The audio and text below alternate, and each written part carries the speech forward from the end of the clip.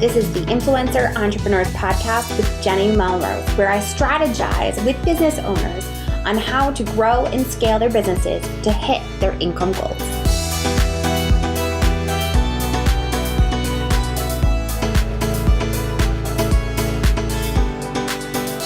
This is episode 265 of the Influencer Entrepreneurs Podcast with Jenny Melrose. Today, we're diving into Instagram Reels best practices for food bloggers. And we're speaking with Maria Gureeva, who is the writer of Earth of Maria. We are going to go specifically into food bloggers in particular for this because I know with the announcement that came back in probably September, October, that a lot of food bloggers and photographers got upset when Instagram said they were primarily trying to push more video. This is going to help you with that. Now, before we dive into that, I want to make sure if you haven't already grabbed my Instagram engagement guide that you do so. You can easily just send me a DM on Instagram at Jenny_Melrose, and I will send that right over to you. All right, you guys, let's dive in. Hi, Maria. How are you? Hi, Jenny. I'm doing very well. And how are you? Very good. Thank you. I am really excited to dive into how to, the best practices for Instagram Reels for food bloggers. But before we do that, can you introduce yourself and your business? Of course. So my name is Maria and I am a food blogger over on Earth of Maria, where I share fun and approachable plant-based recipes and cooking tips that anyone can enjoy regardless of dietary preference. And outside of that, I also help other food bloggers and content creators within the food niche get visible on social media through the power of video. I love it. And I'm super excited to talk about this topic because everybody knows I love talking about Instagram Reels. Mm-hmm. But let's really make it. The nice thing about this episode is that I really wanted to niche it down for the food bloggers because we, of course, heard back in probably Q3 of 2021, they were talking about the fact that Instagram released saying we want it to be more a video platform. And a lot of food bloggers, I think, kind of freaked out. I want my photography. I don't want to do video. So what makes a good Instagram Reel as a food blogger? Okay, so I think that this definitely comes down to who you are and your audience and specifically what you're trying to do through your Instagram strategy. And what this leads into is that the people that do really well when it comes to Instagram Reels really have something about them that's quite creative, that's a little bit out there, whether that's in terms of the actual recipes or their editing style or their personality that really makes them stand out as a creator because, as you know, there are so many different people kind of trying to make themselves visible. And, now Instagram has given you this massive opportunity to kind of get a much higher reach than ever before. And there are so many people kind of trying to get their slice of the pie, so to speak. So it really helps if there's something about the way in which you present your content that really grabs the viewer's attention. And for a lot of people, that is their specific type of recipe that they produce. And this is where I would really recommend niching down and getting to know your audience and specifically who you are trying to reach. So, for instance, for myself, I was kind of, flip-flopping back and forth for a while. And, even within the vegan niche, there are so many different pathways that you can take. And I was trying a bit of desserts, a bit of, side dishes. And then I realized that specifically what my audience likes is really quick and easy weeknight dinners and also savory baking. And the other question that always comes up is kind of authenticity versus content that's a bit more curated and tailored. And I think a lot of, professional people that take their photography and, video editing process more seriously and maybe do it on a freelance basis, were kind of freaked out by kind of this idea of just, using your iPhone to film a really casual recipe or something like that. But I wouldn't allow that to freak you out, because once again, it really comes down to who you're trying to, the sort of audience that you are trying to reach. Because, for instance, once again, for me, I know that my audience is late 20s, early 30s, busy professionals, working moms who maybe a little bit more put off by sort of that more curated style that looks overly unapproachable and professional.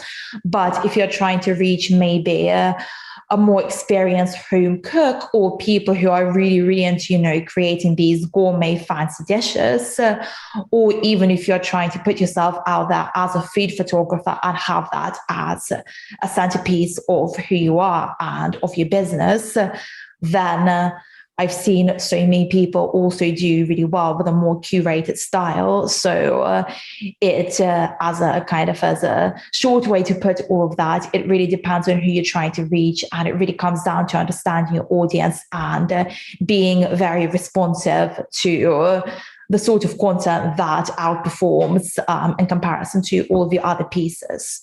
Yes. So I definitely want to emphasize what you've said, because you've talked about niching. And that, I think, is something that always continues to come back up, is this idea that we need to know our niche. We need to stay within it so that our people know what to expect from us. And then we can attract that audience, not only based on our niche, but also then based on personality. And you mentioned about editing. So I know that that's something that some people get nervous about. When you're talking about the editing that you are doing, you're talking about using your iPhone simply for it. Are you also doing your editing? Can it be done right in the Instagram app? Or does it have to be done in another app like InShot or something like that? So actually what I do, I know a lot of people do it either, literally within the Instagram Reels interface, and they're constantly adding new features and making it easier than ever before to just do it right there and then.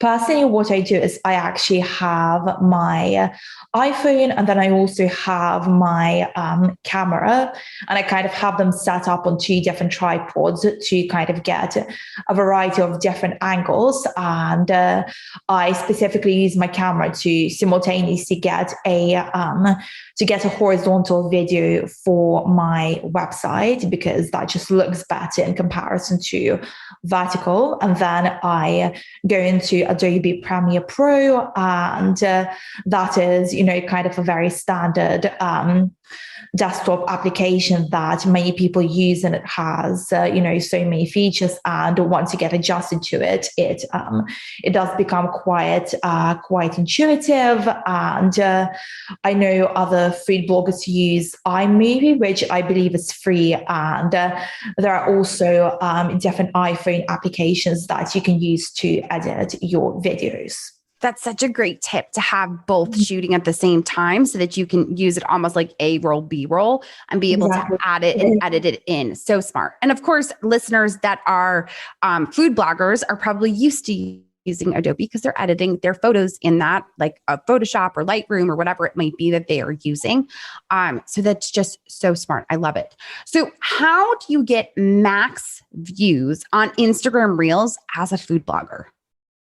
Okay, so when it comes to getting views, I like to focus above all on content as opposed to other, tactics, because it's so easy to kind of get caught up on the number of hashtags that you use, how you write your captions, the sort of audio, the time that you post. But above all, you have to focus on your content and really providing some sort of value to your audience, whether that's a delicious recipe that they can make for dinner, or a fun cooking trick, or your progress in food photography over the last year, or just something fun and entertaining.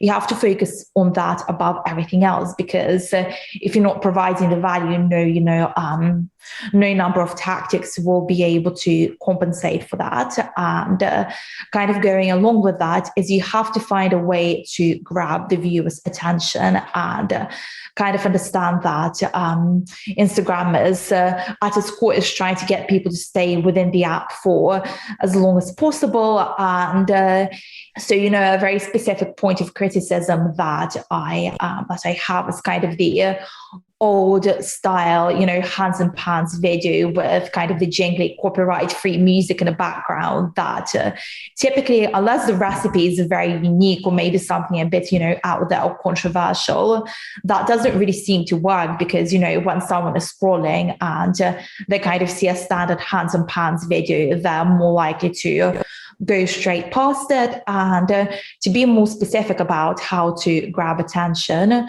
So personally, what I do is I have a clip of the actual finished dish at the start of my videos. And I choose kind of the best beauty shot where the food really looks appetizing and really stands out. And this is also where I put a lot of emphasis on my food styling and how I present the food to make it look really delicious and something that, an average viewer would actually like to make. Going along with that is transitions and kind of how you compile your video together. I like to do, very short clips, very sort of abrupt cuts to kind of keep it moving very quickly. But I've seen other food bloggers have a much slower style. So for instance, if you're assembling a cake and you can kind of really see how the dough is put together and, applying the frosting and all of that really looks, delicious and appetizing. It really encourages the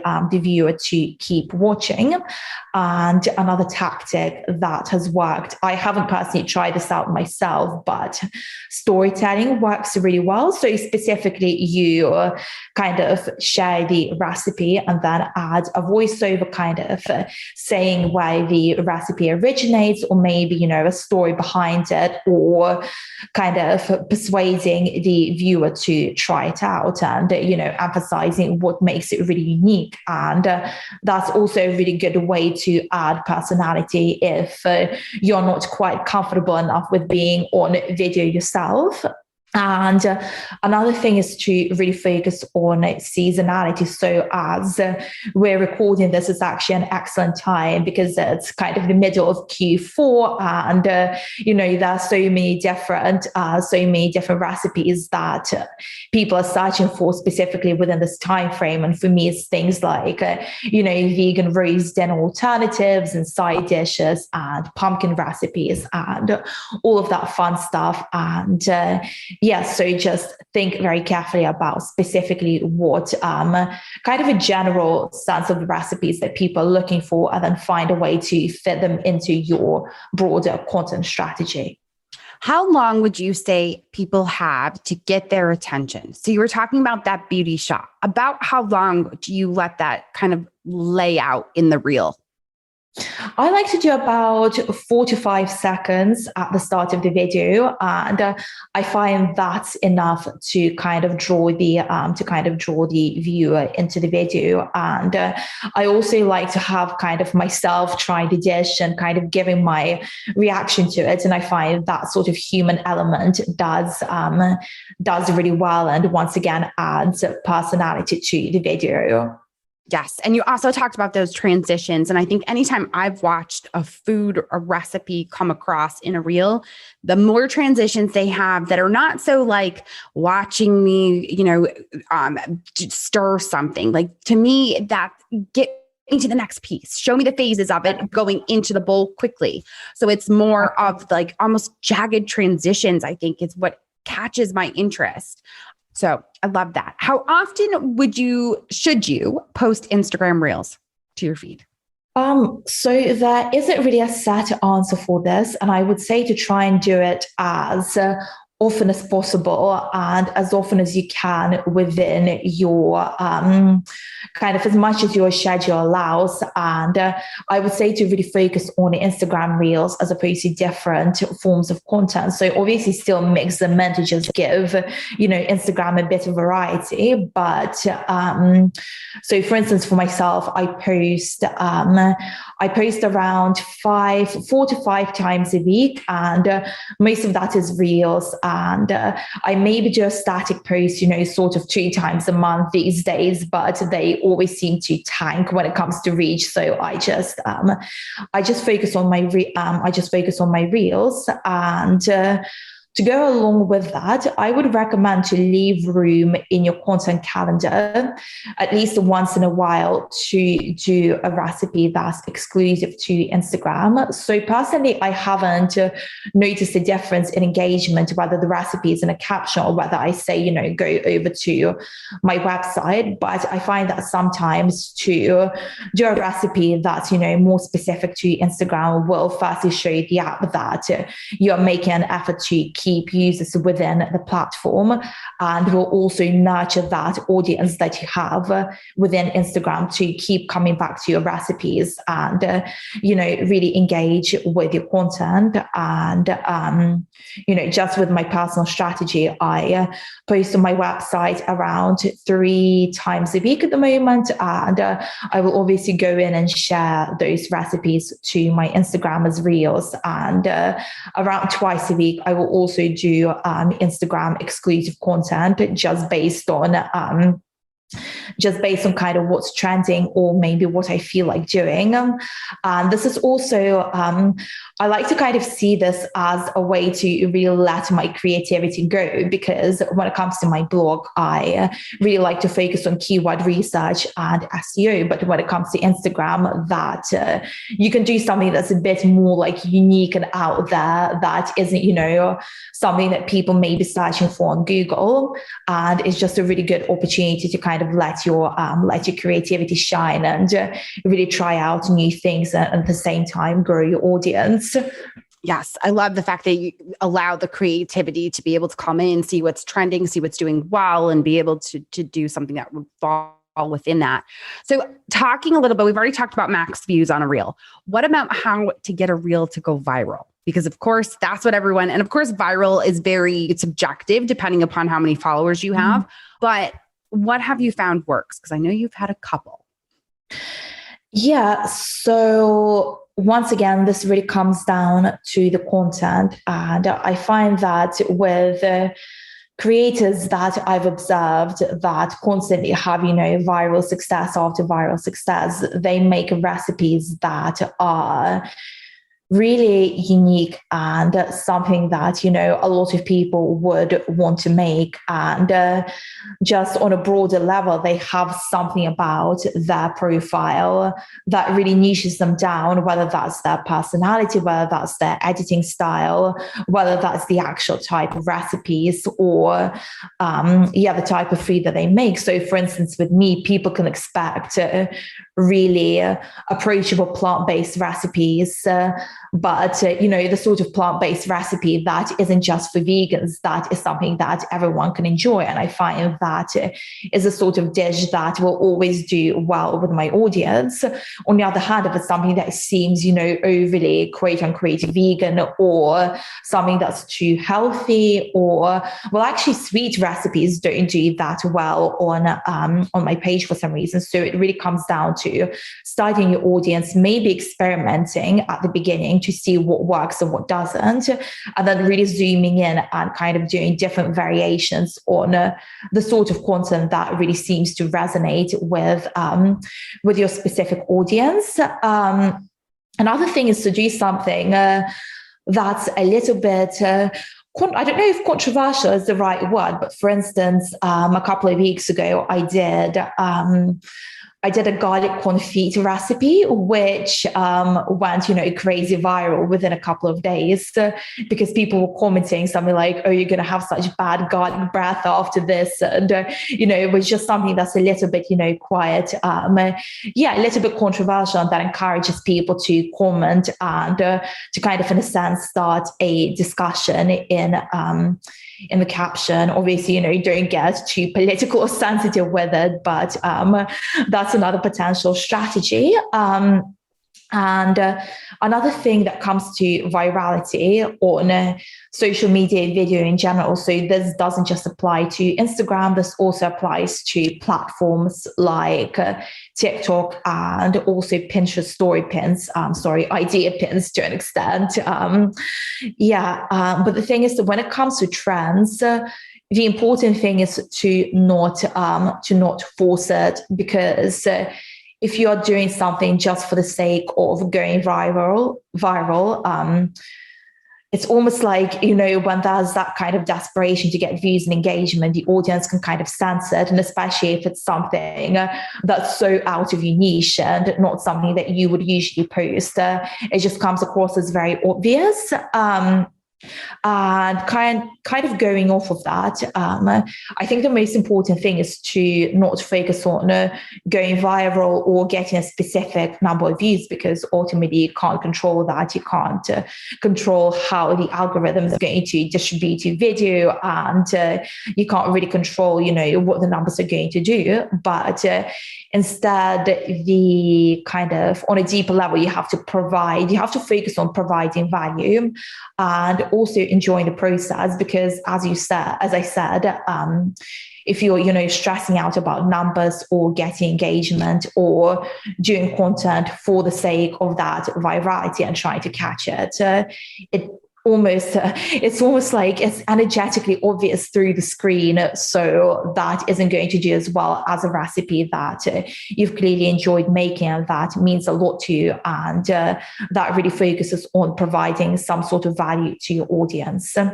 Yes. And I think too, it can also lead to burnout, right? We try to just do everything that we think we're supposed to be doing, and it's forced. We're not enjoying ourselves. It's definitely going to lead to taking a little break, maybe from Instagram, whatever it might look like.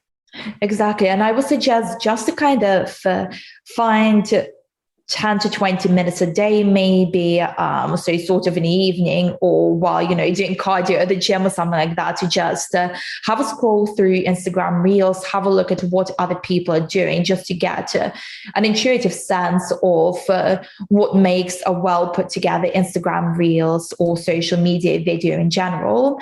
And then that's kind of, in a sense, is going to kind of come together in your brain, and you will be able to apply those more intuitive principles to your own videos and to your own unique content, and add your own personal spin to it, as opposed to just, obsessively looking at other people and comparing and trying to copy every single trend, and in that way kind of alienating your audience and your ability to kind of nurture Instagram as a platform to present yourself as a unique creator with a very specific message and a very specific goal in a problem that you're trying to solve. Yes. So good. So you have a resource that helps food bloggers level up their Instagram Reels. Can you talk a little bit about it? Of course. So I have put together a guide which details my top 6 tips that food bloggers can apply to their Instagram Reels if whether you're a complete beginner or whether if you find yourself dabbling in Reels, but they're not really going anywhere. This guide puts forward my 6 favorite quick and easy tips that you can implement into your existing video strategy, and kind of little things that you can implement to really take your Reels to the next level without having to reinvent the wheel or, invest in expensive equipment or spend hours on Instagram kind of flip-flopping and not quite getting anywhere with it. So that's absolutely free. And yeah. Excellent. So we're going to link to that in the show notes for everyone that's listening. And for all of you that know, you can always send me a DM on Instagram at Jenny_Melrose. Just ask for the Instagram Reels guide, and I will make sure to send that over to you. We will have the direct link for you to go grab Maria's guide. Maria, where are the best places to connect with you? So you can find me over on Instagram at Earth of Maria with two A's at the end. And you can also visit me on my website, which is earthofmaria.com. And if you go on earthofmaria.com /contact, you'll be able to find out how we can work together, and you can get in touch if there's anything specific that you're struggling with when it comes to creating content. I would be happy to chat with you and see how I can help you out on a more personal basis. Excellent. Maria, thank you so much for coming on and sharing your knowledge with my audience. I appreciate it. Of course. Thank you so much for this conversation, Jenny. I really enjoyed it. Of course. All right. Well, there you have it. Maria really made sure to share as much as possible to not only just focusing on virals, but also really focusing on making sure you know your niche and how you can set yourself apart from everyone else that is out there, because that is what is doing the best on Instagram Reels right now. I hope that if you haven't already grabbed her guide that she is offering, that you can send me a DM on Instagram at Jenny_Melrose that just says Instagram Reels, and I will send that over to you. You could also in the same DM ask for my Instagram engagement guide, and I would definitely send you both. As always, I appreciate you all so much for taking the time, for leaving a rating and review on your favorite podcasting app. If you haven't already done so, I would so appreciate it if you took 2 minutes to do so. Quick rating and then a review. It just helps to get great guests to share their knowledge. All right, guys, until next time, I will see you all then.